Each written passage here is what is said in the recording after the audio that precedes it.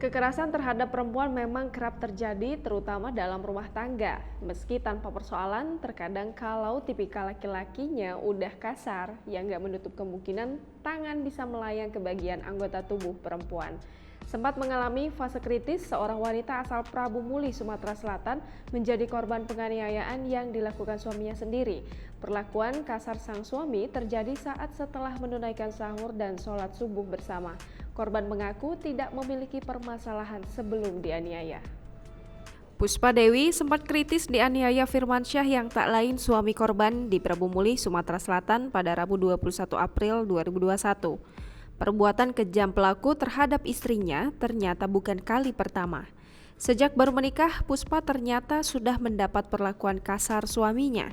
Puspa Dewi sekarang masih dirawat di RSUD Prabu Muli.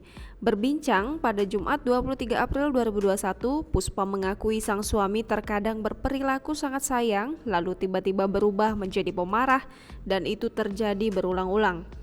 Puspa Dewi menuturkan sebelum kejadian penganiayaan terhadap dirinya, tidak ada masalah dengan sang suami, bahkan sempat menunaikan sahur dan sholat subuh bersama. Ibu dua anak itu mengaku dirinya selesai sahur berpamitan tidur lebih dulu dengan sang suami. Lalu tiba-tiba dirinya terbangun dengan kondisi Firmansyah di atas perutnya dengan tangan kiri mencekik leher dan tangan kanan memasukkan tangannya ke mulut. Diduga panik dengan teriakan itu, Firmansyah kemudian mengambil handphone dan uang arisan Puspa Dewi dan membuka pintu lalu kabur. Puspa Dewi mengaku sakit di bagian badan karena jari tangan putus seperti dimutilasi dan patah serta kepala bocor.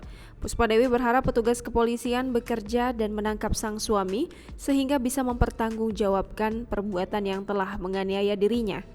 Hal yang sama disampaikan Milawati, ibu korban, yang mengharapkan pelaku segera diringkus sehingga bisa diberikan hukum setimpal dengan perbuatannya. Bahkan kata Milawati, sang mantu sebelum kejadian ke rumahnya bersama Puspa Dewi dan saat itu pelaku sangat baik tanpa ada masalah.